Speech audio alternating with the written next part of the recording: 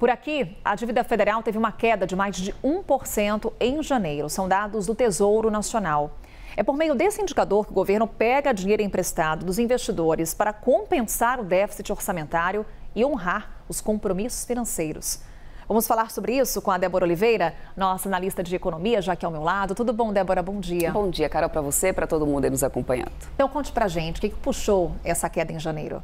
Vamos lá, vamos olhar. Eu vou até trazer aqui para vocês alguns números para poder a gente entender, porque muito também, a primeira pergunta que eu me pensei hoje, olha, a dívida pública caiu um pouquinho, vamos ver, entender se isso aí realmente traz aí um ponto muito positivo ou não, ainda é cedo para falar. E até conversei com alguns economistas, disseram assim, Débora, ainda não dá para poder a gente dizer, olha, a gente está revertendo aí a tendência das contas públicas para poder diminuir essa questão dessa dívida e trazer um cenário aí muito positivo para o Brasil. Por que disso? A gente teve um total de 6,4 trilhões dessa dívida pública agora, uma queda de 1,08% em comparação com o mês de dezembro, na comparação mensal. O que impactou bastante nisso daqui? Uma queda naquela dívida mobiliária interna. O que é isso? Sabe aqueles títulos do Tesouro que são emitidos? Houve um pagamento maior nesse mês de janeiro, ou seja, uma liquidação maior, e foi isso que acabou diminuindo um pouco essa dívida. Ou seja, uma situação pontual, porque se a gente comparar, inclusive, com o ano passado, com o janeiro do ano passado, que está ali do ladinho da Carol, a gente teve um aumento de 11,78% ainda nessa dívida, né, aqui do Brasil, nessa dívida pública. Ou seja, é uma situação ainda, de acordo com os economistas que eu conversei, ainda é uma situação ali pontual que não dá para poder a gente definir ou mudar, por exemplo, as expectativas de muitos dos economistas que ainda acreditam numa tendência de alta dessa dívida pública aqui no Brasil para esse ano. Também houve uma queda na reserva de liquidez de 17,22%, parte porque também houve esse pagamento. Também tivemos a questão dos precatórios, muita coisa ali sendo paga, mas aqui o governo diz ali, já deixou tranquilo, de que a gente ainda tem reserva suficiente para daqui para mais 7 meses pela frente, muito além até, né, o dobro do que é necessário para uma necessidade mínima, o que é mínimo necessário de a gente ter de reserva de liquidez.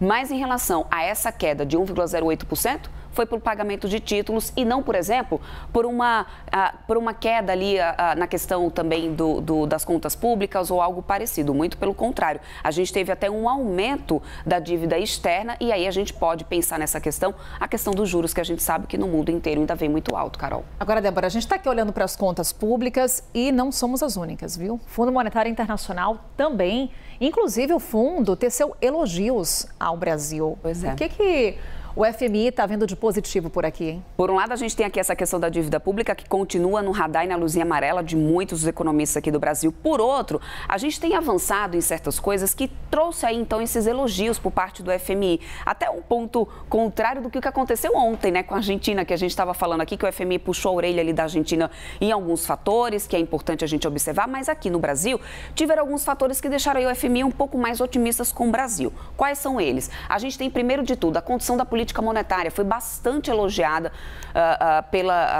da política monetária do Banco Central, foi bastante elogiada pela Georgieva, que ela diz o seguinte: o Brasil foi na frente, aumentando juros na época da pandemia, isso acabou sendo benéfico, agora a gente consegue ter ali a inflação dentro da meta, e isso ela acabou tecendo vários elogios, sem contar na agenda que o Banco Central tem de outros projetos que estão sendo copiados pelo mundo inteiro, e aí isso despertou esse olhar mais positivo do FMI para o Brasil. Além de tudo isso, a gente tem a questão da eliminação de ineficiência e o aumento de receitas, que pode vir através da reforma tributária, que ela denominou como histórica para o Brasil. A gente sabe que em muitos relatórios o Brasil já vinha há muitos anos sendo apontado como um país difícil de termos de pagamento tributário, que tinha muita burocracia, e essa reforma tributária ela pode realmente mudar um pouco esse cenário. O FMI já começa a pontuar como histórica e que pode trazer esses outros benefícios. Então, pelo menos em relação ao que a gente vem de andamento para poder conseguir melhorar esse cenário econômico lá fora, já tem sido visto com bons olhos pelo FMI, Carol. É isso, reforma tributária que foi aprovada, estamos ainda na fase de regulamentação. Pois é, né, e Débora? Banco Central bem na fita também aí para o mundo, né?